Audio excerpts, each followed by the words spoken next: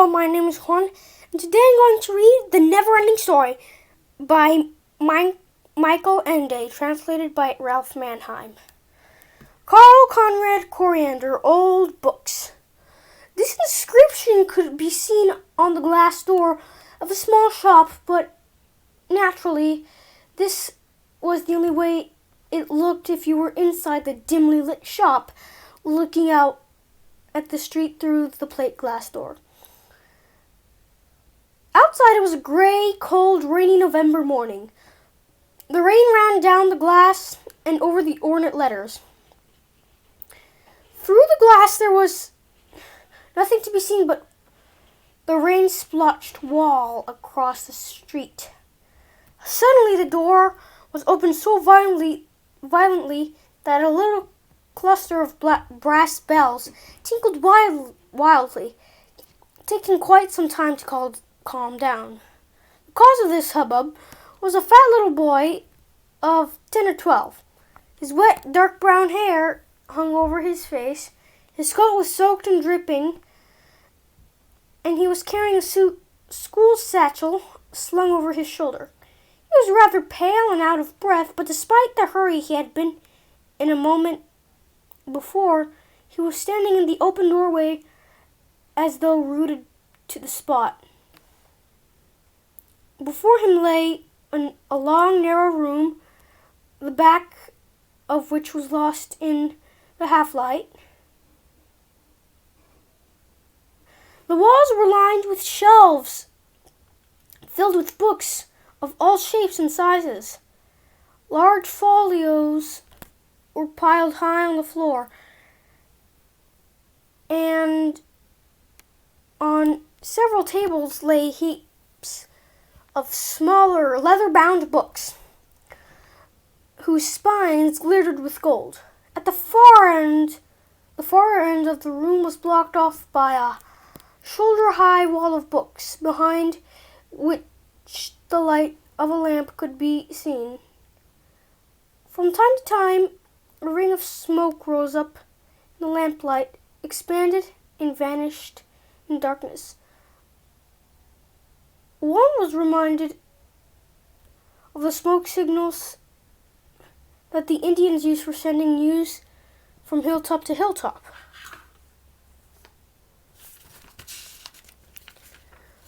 Apparently someone was sitting there, and sure enough, the little boy heard a cross voice from behind the wall of books. "Do you're wondering inside or outside, but shut the door. There's a draft." The boy obeyed and quietly shut the door. Then he approached the wall of books and looked cautiously around the corner.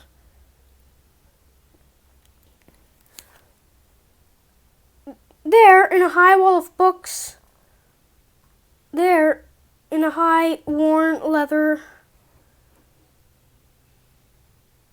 wing chair, sat a short, stout man in a rumpled black suit that looked frayed and somehow dusty. His paunch was held in by a vest that looked His paunch was held in by a vest with flower designs. He was bald except for outcroppings of white hair over his ears. His red face suggested a vicious bulldog. A gold-rimmed pince-nez was perched on his bulbous nose. He was smoking a curved pipe, which dangled from one corner of his mouth and pulled his whole cheek out of shape. On his lap he held a book, which he had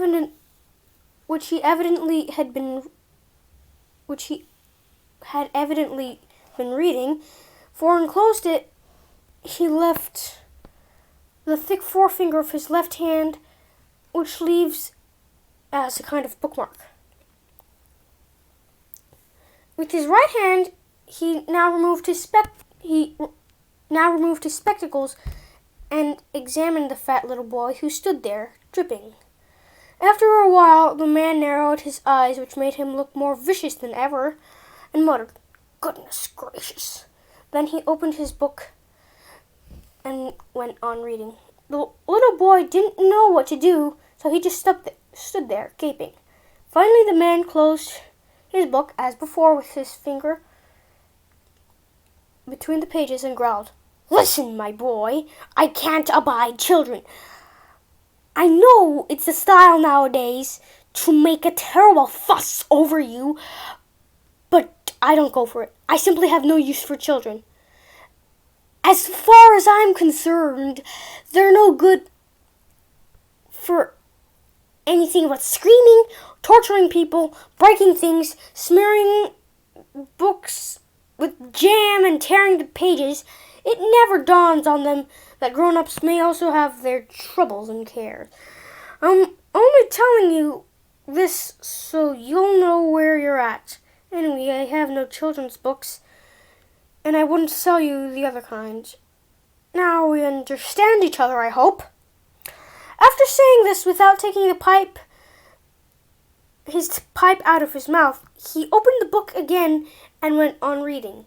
The boy nodded silently and turned to go, but somehow he felt that he couldn't take this last remark lying down. He turned around and said softly, "All children aren't like that." Slowly the man looked up again and removed his spectacles. "You're still here? What must one do to get rid of you? And what was this terribly important thing you had to tell me?"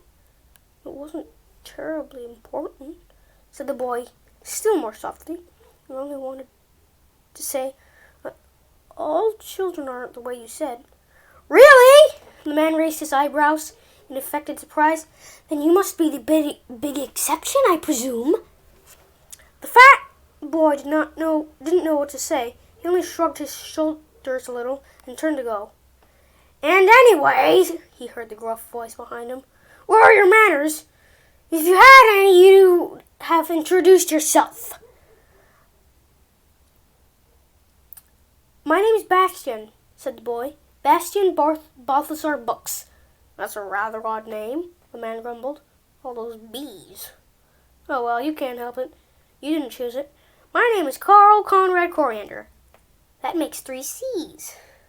"The man grumbled. "Quite right." He puffed a few clouds. "Oh, well, our names don't really matter, as we'll never see each other again. Before you leave, there's just one thing I'd like to know. What made you come bursting into my shop like that? It looked to me as if you were running away from something. Am I right?" Bastian nodded. His round face was a little paler than before, and his eyes a little larger. "I suppose you made off with somebody's cash box," Mr. Coriander conjectured, "or knocked an old woman down, or whatever scamps like you do nowadays. Are the police after you, boy?" Bastian shook his head. "Speak up," said Mr. Coriander. "Whom were you running away from?" "The others." "What others?" "The children in my class." "Why?" "They won't leave me alone." "What do they do to you?" "They wait for me outside the schoolhouse." "And then what?" "They shout all sorts of things. They push me around and laugh at me." "And you just put up with it?" Mr. Coriander looked at the boy for a while disapprovingly. Then he asked, "Why don't you give him the punch in the nose?" Bastian gaped. "No, I wouldn't want to do that. And besides, I can't box." "How about wrestling?" Mr. Coriander asked. "Or swimming? Or running or swimming? Or running, swimming, football, gymnastics? Are you no good at any of them?" The boy shook his head. "In other words," said Mr. Coriander, "you're a weakling." Bastian shrugged his shoulders. "But you can still talk," said Mr. Coriander. "Why don't you talk back at them when they make fun of you?" "I tried." "Well?" "They threw me into a garbage can and tied the lid on. I yelled for 2 hours before somebody heard me." Mr. Coriander grumbled. "And now you don't dare?" Bastian nodded. In that case, Mr. Coriander concluded, you're a scaredy cat, too. Bastian hung his head. And a probably hopeless grind? In the class, your pet, is that? No, said Bastian, still looking down. I was put back last year. Good Lord! Cried Mr. Coriander. A failure all along the line! Bastian said nothing. He just stood there in his dripping coat. His arms hung limp at his sides. What kind of things do they yell at you? Do they yell when they make fun of you? Mr. Coriander wanted to know. Oh, all kinds. For instance, Namby-Pamby sits on the pot. The pot cracks up, says Namby-Pamby. I guess it's 'cause I weigh a lot. Not very clever, said Mr. Coriander. What else?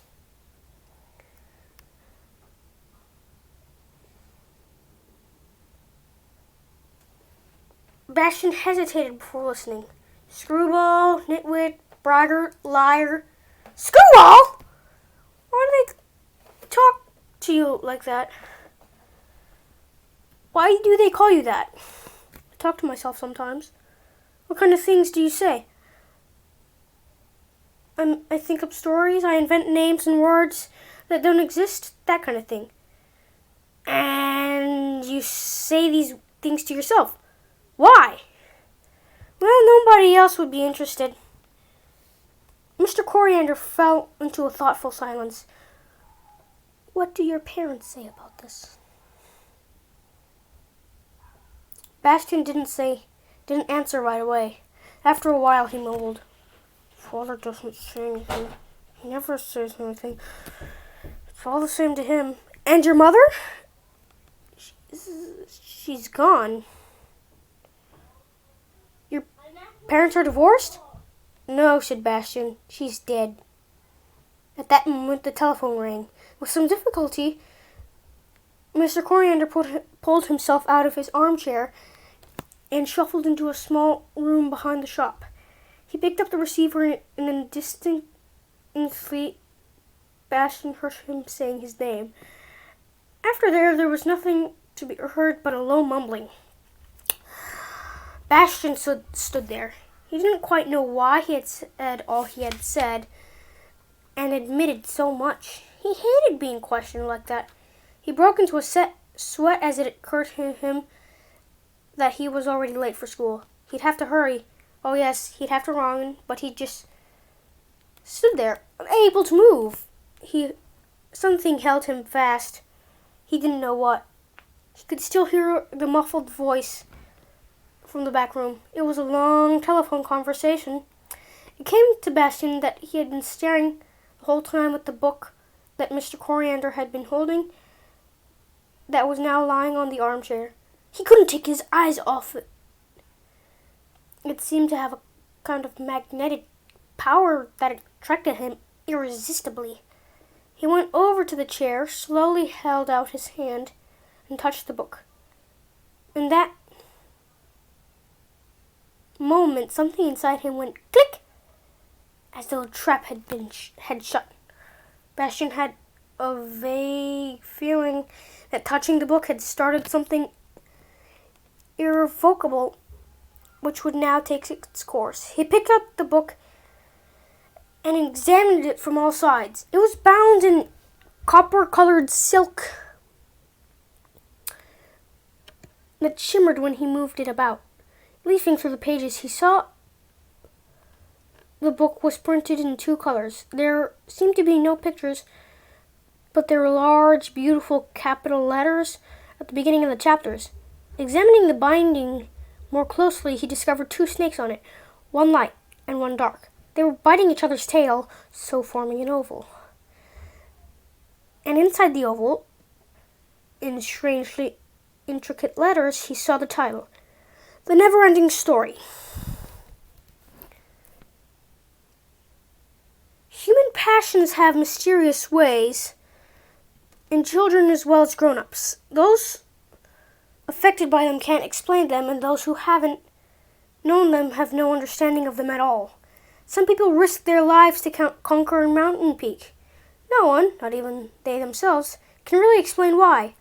Others ruin themselves by trying to win the heart of a certain person who wants nothing to do with them. Still, others are destroyed by their devotion to the pleasures of the table. Some are so bent on winning a game that they lose everything they own, and some sacrifice everything for a dream that can never come true. Some think their only hope of happiness lies in being somewhere else and spend their whole lives traveling from place to place. And some find no rest until they have become powerful. In short, there are as many different passions as there are people. I will read the rest later. Please subscribe and like the video. Bye bye!